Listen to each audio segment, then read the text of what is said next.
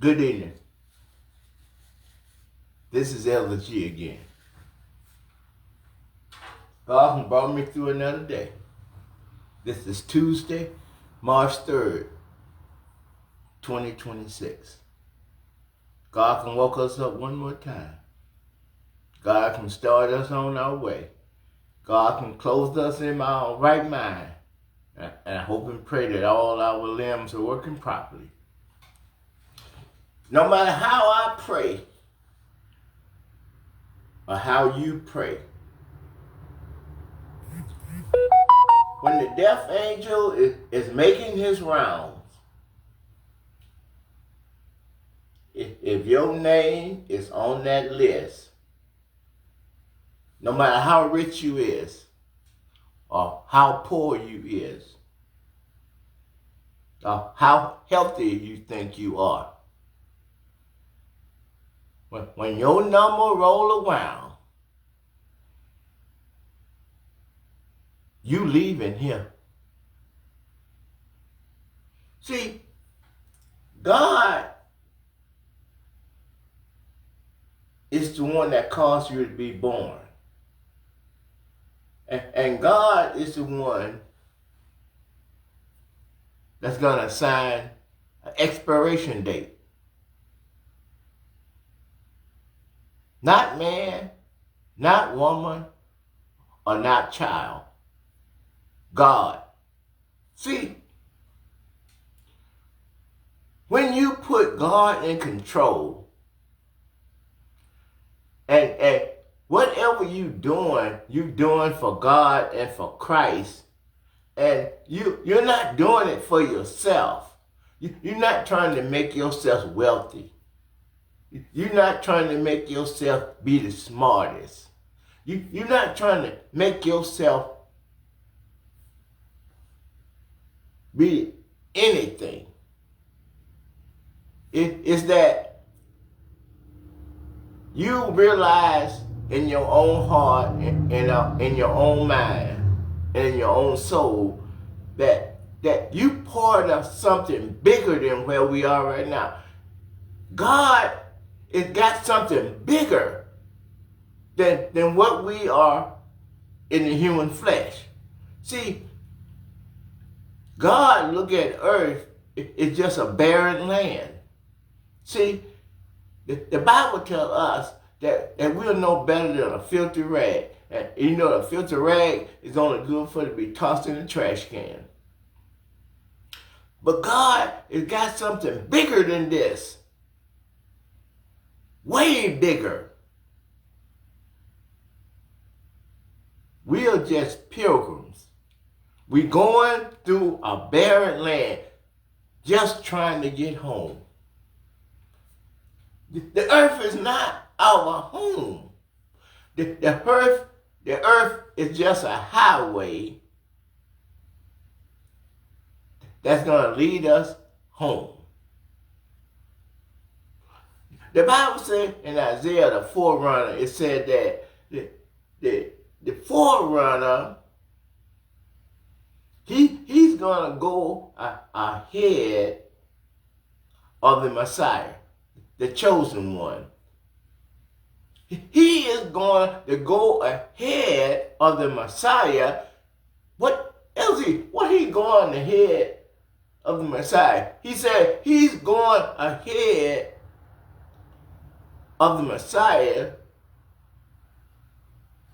to make a way in the desert, a highway for our God.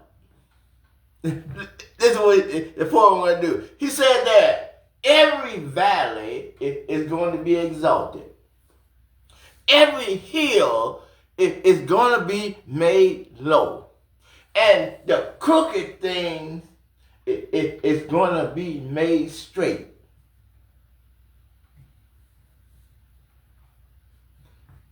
And then the Lord is going to come right behind him. He's making a way to get everything out of the way. He don't want nothing that stopped Jesus from going to the cross. See, the forerunner is preparing the way for the Lord. That's all he's doing with us. Jesus is the forerunner for us. To prepare a way for us to get to the cross. You got to make it to the cross, because that's the judgment seat. Every hill that's before us is Jesus made straight. Every valley is exalted because Jesus exalted it. And every hill shall be brought low.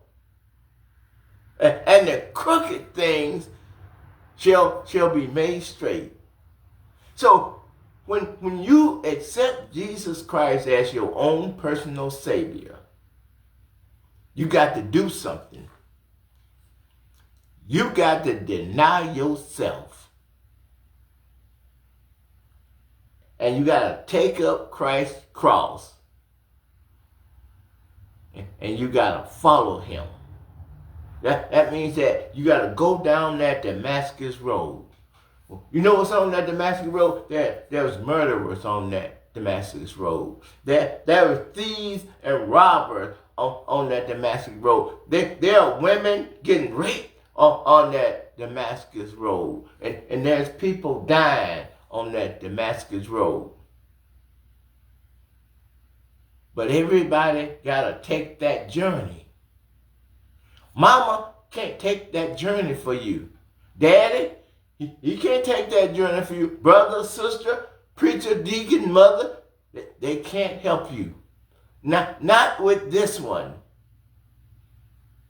Everyone is going to have to come before the judgment seat of Christ. Either he going to say, well done, that good and faithful servant. You've been Lord over a few things. Come on into paradise and I'll make you rule over big things. Or he going to say, depart from me, ye that does iniquity. It's your choice. It's not, I can't do nothing for you. The only way that you can come to Christ is first something got to happen. Not what the preacher say, not what the deacon say, not what the mother say, not what anybody says. Only God have the ability to draw you to Christ. And once God draw you to Christ, then I can preach the gospel to you. See, if God ain't called you to hear me, and you are not in my calling. See, when God called me, he didn't call me by myself. He called other people to assist me on the way. This journey is not mine.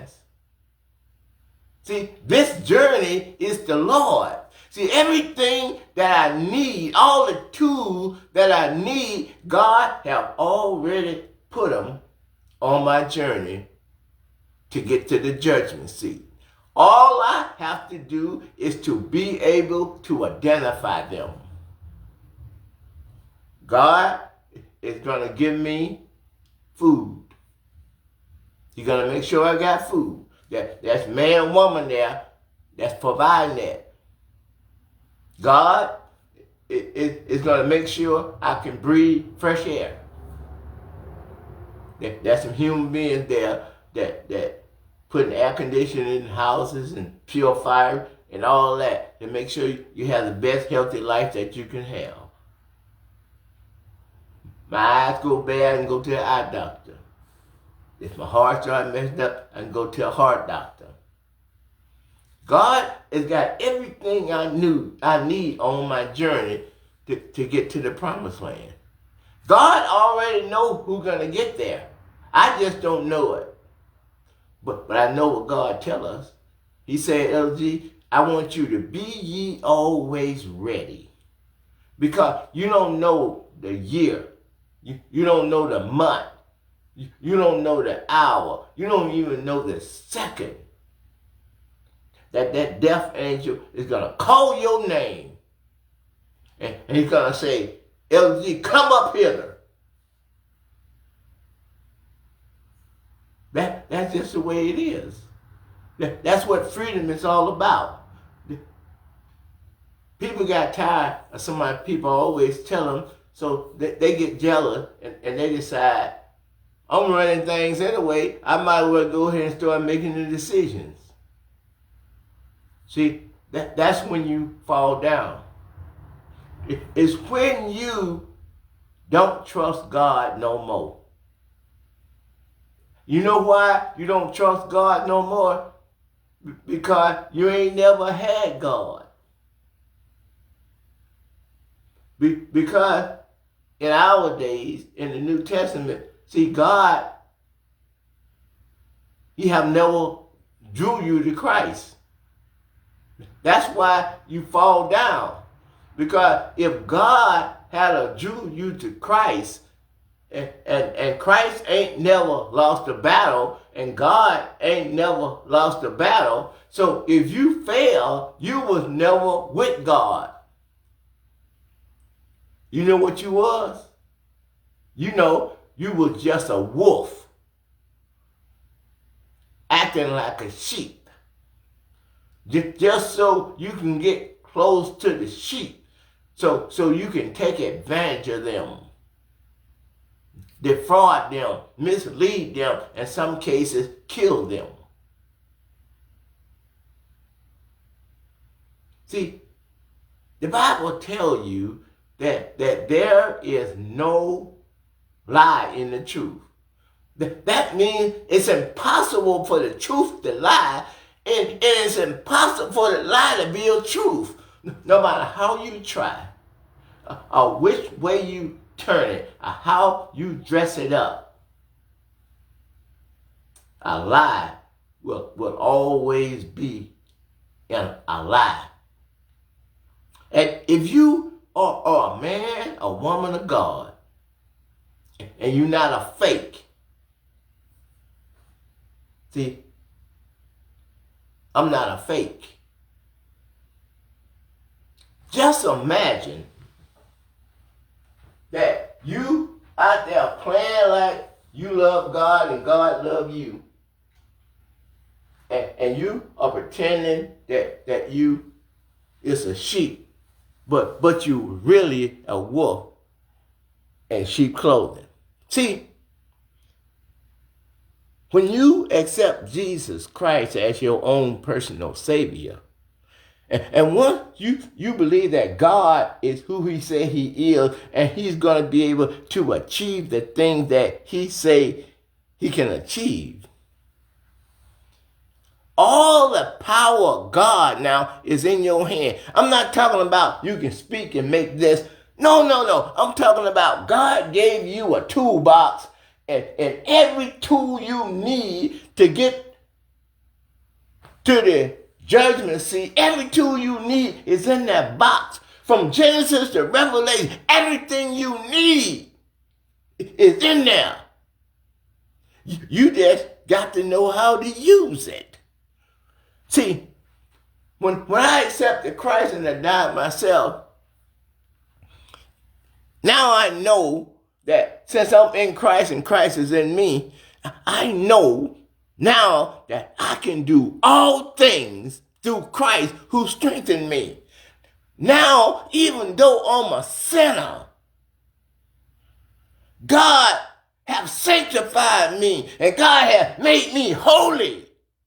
And now that I'm sanctified and I'm holy, God can trust me with His commandments and with His statutes and with His judgments. When you got that, you can do all things through Christ who strengthens you. And He goes on to say, everyone.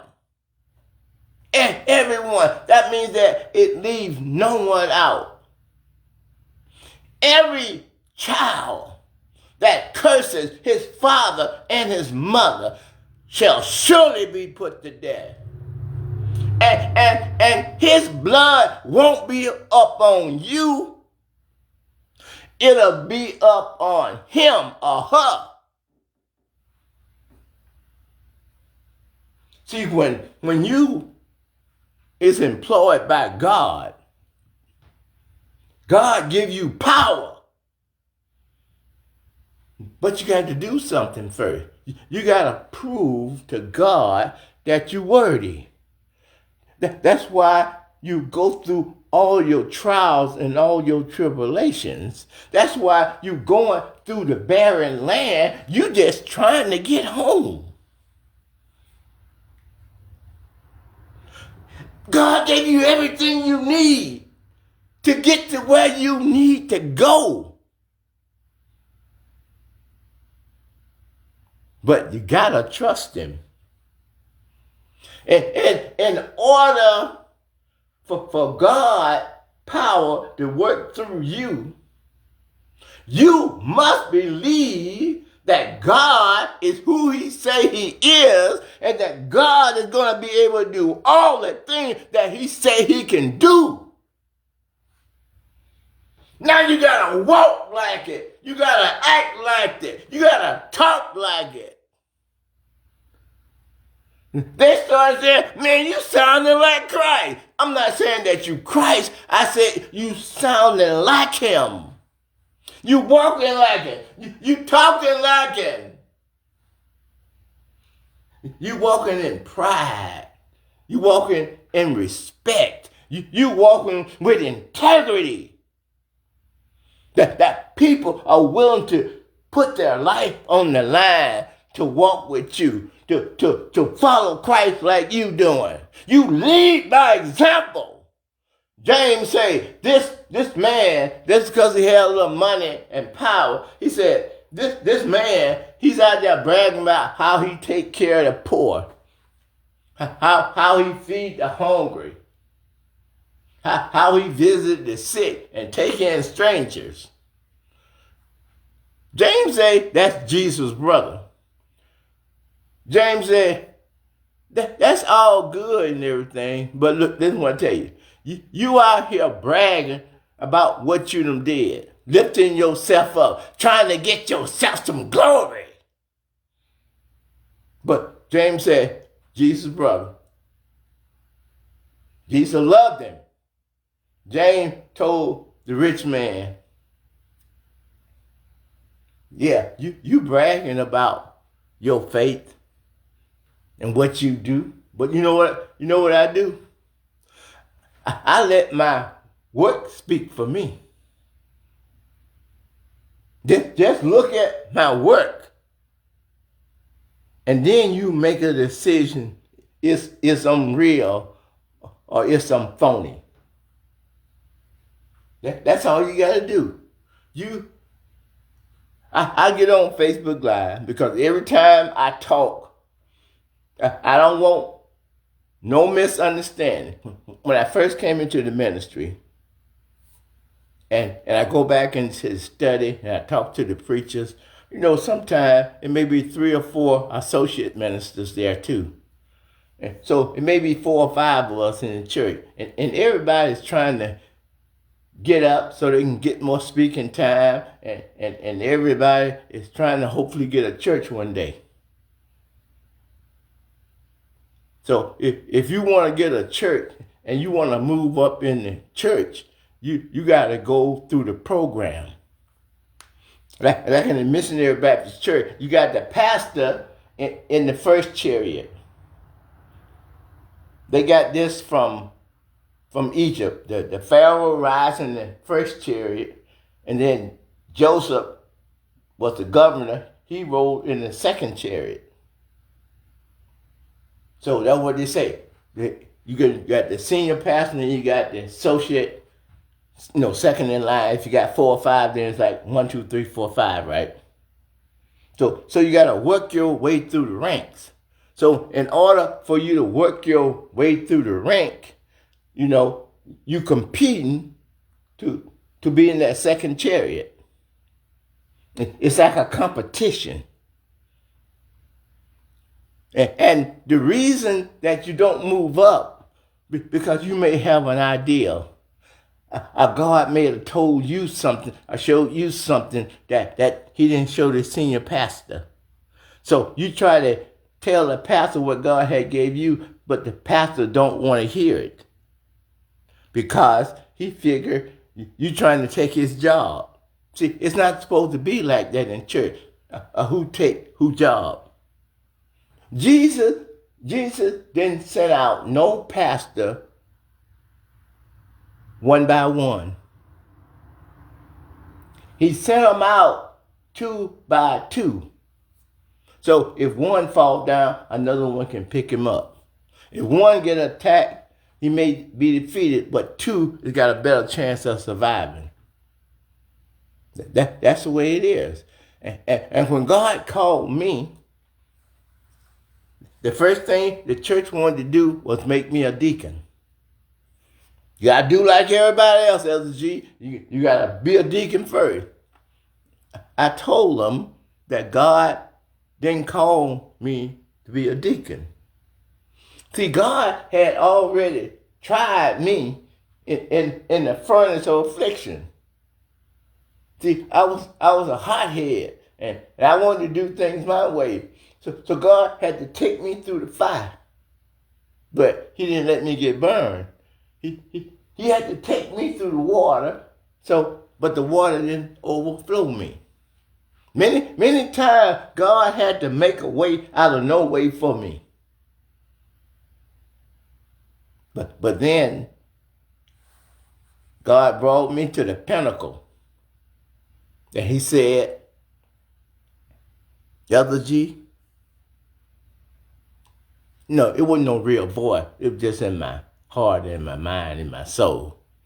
I didn't see nothing to hear nothing, but I understand that God's word is in the Bible from Genesis to Revelation.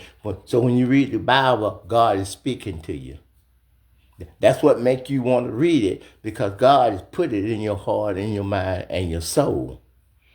You got it down. I got that feeling down in my soul. It's already in my bones. So now you got that belief. And you're willing to go all the way with it because you're so free. You feel so good. You feel like you can say everything. But even though you know you could die, in the process, you still feel good.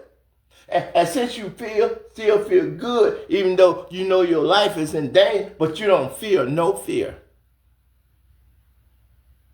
That's what David said when he walked through the shadow of death. He walked through that valley of death, and he do not fear no evil, even though he know evil is all around him. And while he going through that valley of the shadow of death, he said that God is preparing a big meal for me.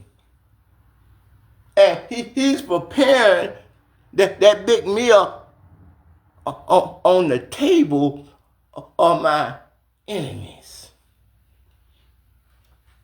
And then he started talking about how peace and mercy gonna follow him all of his days. His cup is just overflowing.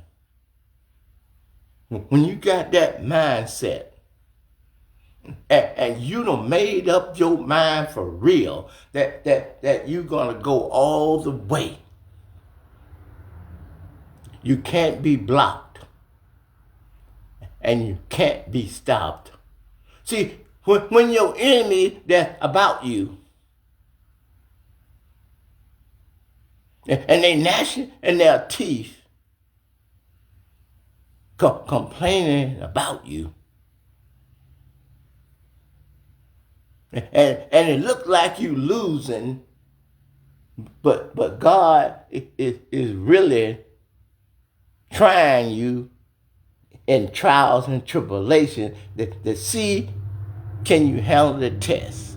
Jesus came through 14 generations just to go to the cross and die and go to hell for us.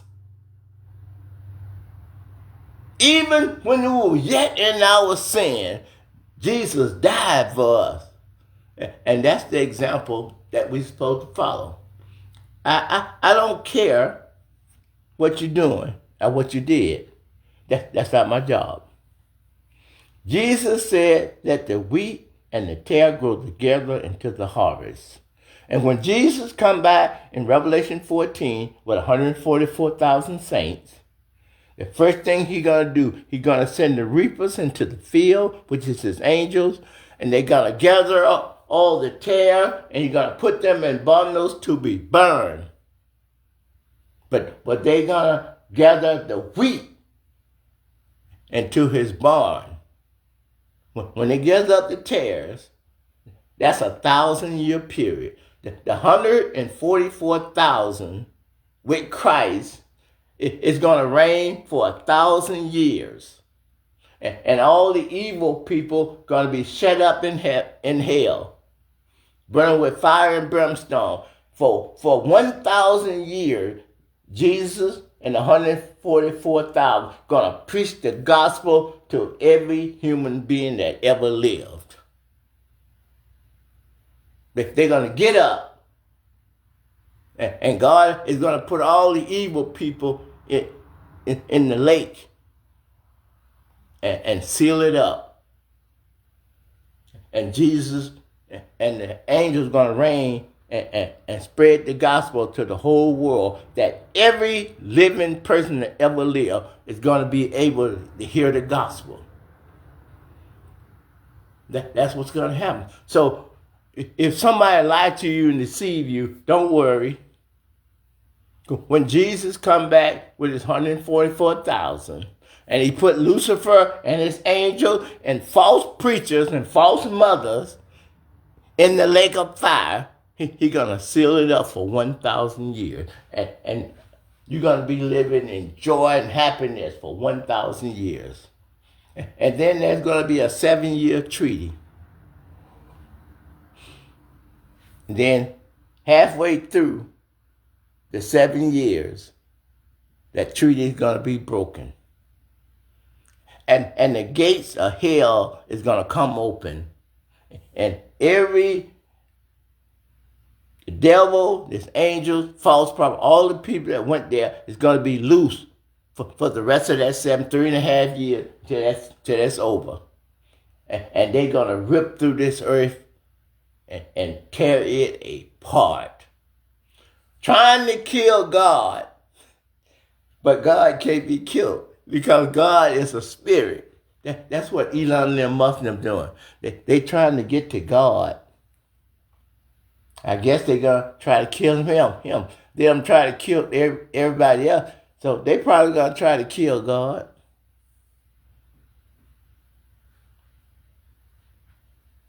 But when that second 3.5 years is up,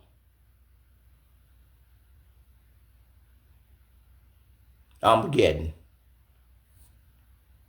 The Bible said the day of Armageddon, he said there's going to be so much blood in the street that the blood is going to come all the way up to the horse's bridle. The horse's bridle is that thing that you put over his head and it's got bits in it and you put it in his mouth and his mouth is tender. So you get a rope on the left and a rope on the right. So if you're sitting back there in the wagon or you're plowing a field, see, you'll be able to tell the horse or the mule what to do. If you don't want to pull a rope, he didn't want his mouth to be sore, you tell him G to the right and half to the left. So when you're walking down the road and the horse is getting off the road, you're going to tell the horse, if you want the horse to go left, you're going to say G to the left, and you're going to say half to the right. So the horse, when you train the horse understands those words like, whoa, the horse is going to stop. Giddy up, the horse is going to go forward. G to the left, they're going to go to the left. G To the right, you're going to go to the right.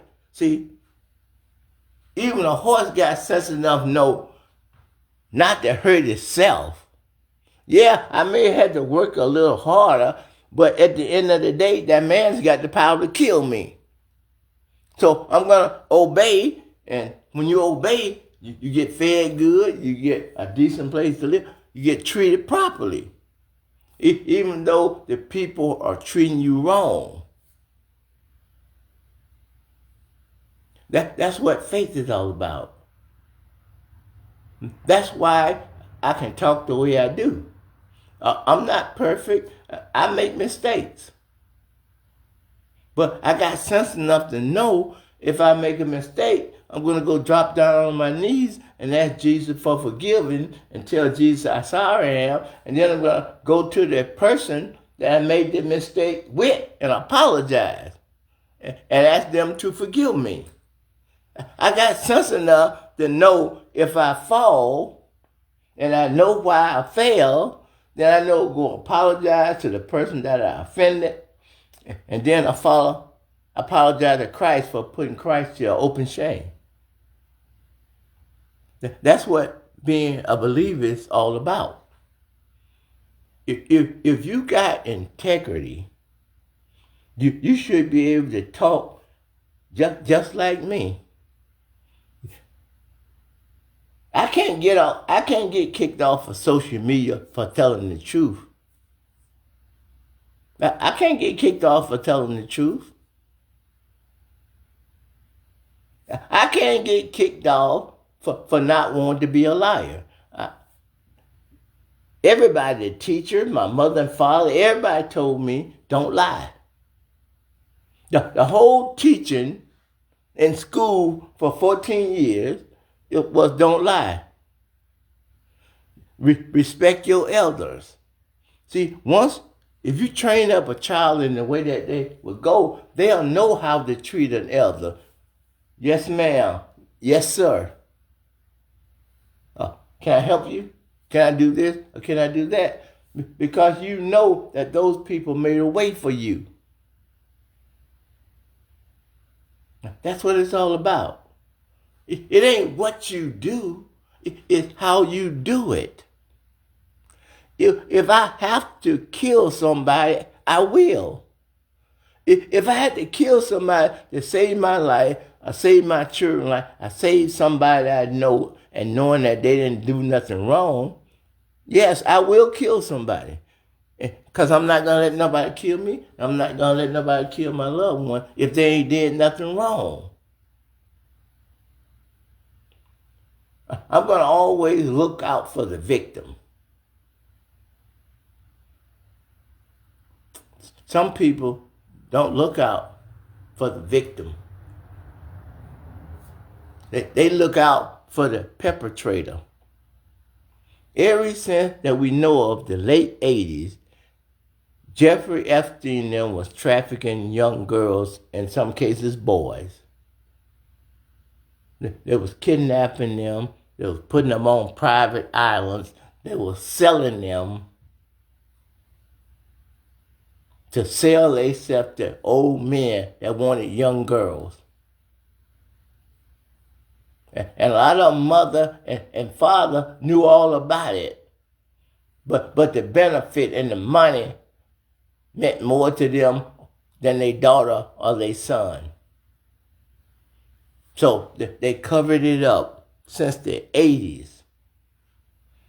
And they still covering it up. The FBI is covering it up.